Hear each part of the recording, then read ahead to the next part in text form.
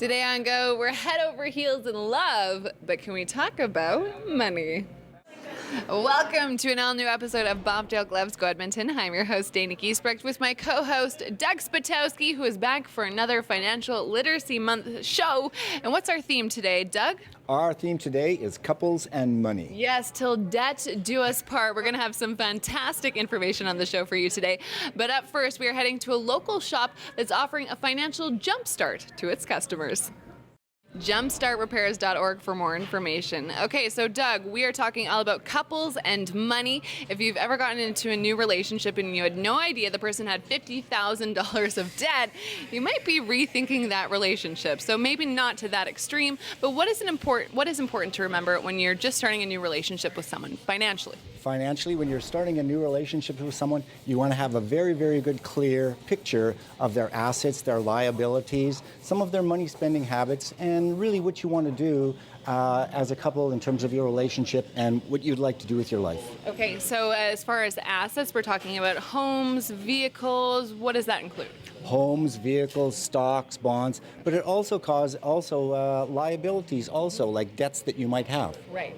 Credit card debt. A lot of us out there, and I can raise my hand, I got a little bit, we have credit card debt. And sometimes you don't think to ask the person, how much debt do you have? And that seems like an awkward conversation. So how do you ease into that with someone? It's a tough question, I know. It is a tough question, but I think you have to have an open enough relationship so that you can talk about money openly and freely, yes, without fear that it will blow up and cause a lot of hardship. Because you don't want to fight about money. That is one of the top things that couples do, fight about money. So maybe don't ask them about on the first date how much debt you have. Maybe wait till the third or fourth, or until you see a ring in the near future. But as far as assets, you also don't want to base your relationship on how much the other person has.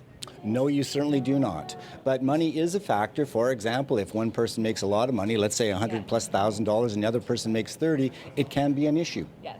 Well, it's a better issue for the person who's making the $30,000, all right? All right, my income just went through the roof. Okay, so we are going to continue this talk, couples and money, with Doug Spatowski right after the break.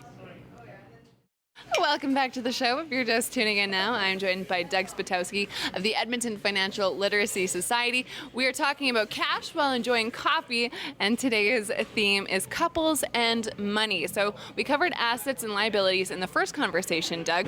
What else is important when you're just starting a new relationship to know about the other person financially? Well, different people have different spending habits. Some people are spenders, others savers, others really want a lot of security, and others are just plain Jane risk takers.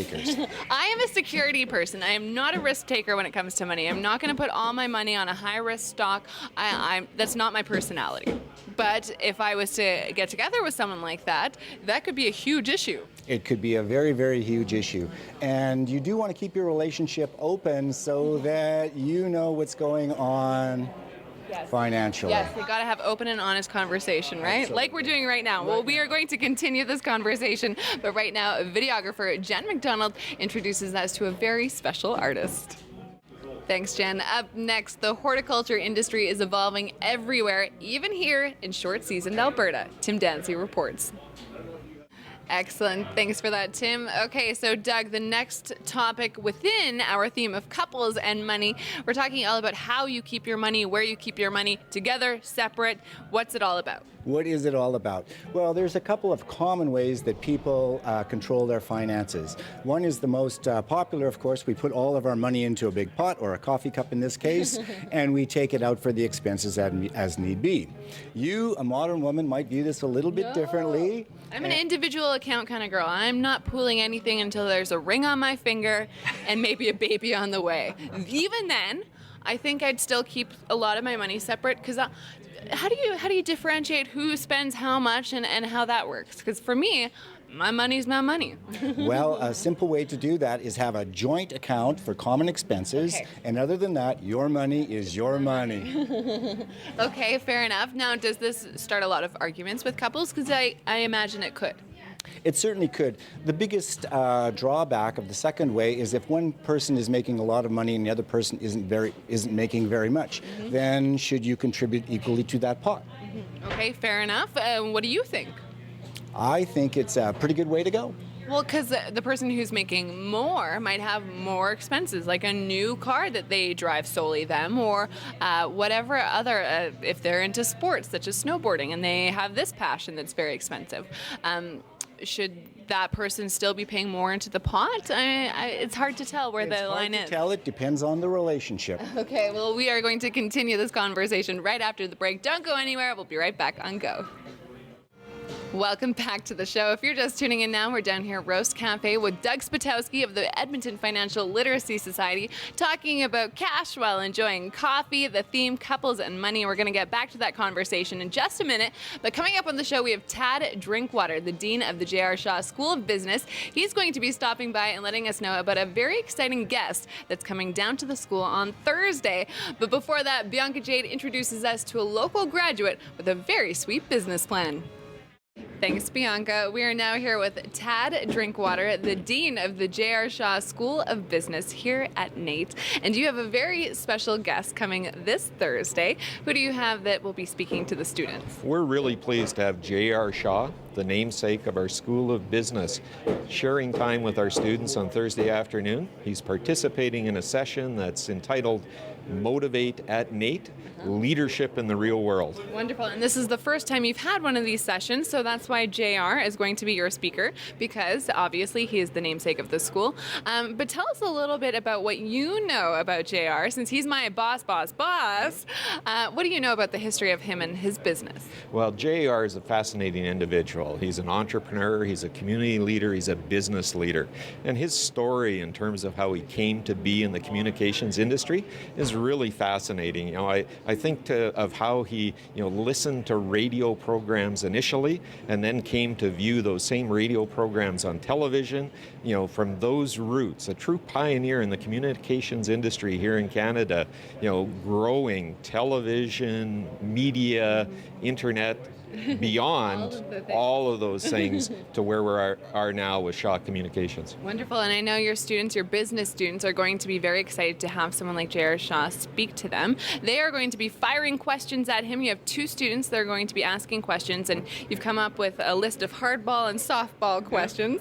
Can you give us a little taste of what he will be answering? Some of the more general leadership-related questions, we're going to be asking him to describe his leadership style in his own words, as well as how he thinks others view his leadership style. So that's kind of on the softer side. A little more hardball side, we're going to ask, how success or failure has shaped the development of him as a leader. And these questions have been put forward from students within the School of Business, and the kind of questions that they're seeking answers to from someone of JR's stature as a leader. Your business students, I'm sure you have a variety of students who want to be entrepreneurs like J.R. Shaw and his family, and other students who want to work for big corporations, big businesses, or whatever they want to do once they graduate. What do you hope they take away from just a conversation with someone like J.R.? I think that no matter what level you are at within an organization, leadership can play a role. And as you grow, perhaps from relatively humble beginnings or a lower level within an organization to a much more senior level, you can still be a leader. And I think that, we're expecting our students to take away that not only can you be a leader of a business enterprise, you can be a significant leader within your community as well, something that JR certainly embodies. Thank you so much for your time. We're going to take a quick break on Go. Don't go anywhere. We'll be right back. And we're back here with Doug Spatowski at Roast Cafe talking about cash while enjoying coffee, cash over coffee. The theme is couples and money, and this can be a very, very difficult conversation, and it can start a fight if you don't do it the right way. But why is that? Why is it so difficult to approach someone and talk about your finances? Well, somehow we view finances as being very, very personal, and we are really reluctant to get into a conversation that we think will cause a big fight. Exactly that. So how do you do it so you don't cause the fight? My advice, don't have it in the morning on your way to work. That's not a great way to set off the day.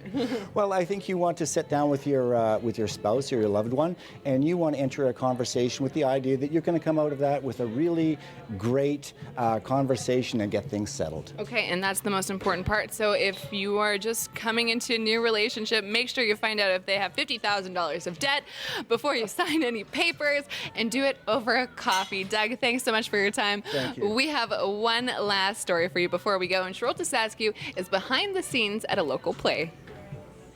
Thanks, Charlotte. And that concludes our show with Doug talking about couples and money. And Doug, you will be with us one more time next week, and we are talking about what? We are talking about credit. Credit will wrap up Financial Literacy Month with Doug. And in the meantime, your website for more information, Doug. EFLS.ca. There we go. I'm your host, Danny Giesbrecht, and we'll see you next time. Cheers. Cheers. Cheers.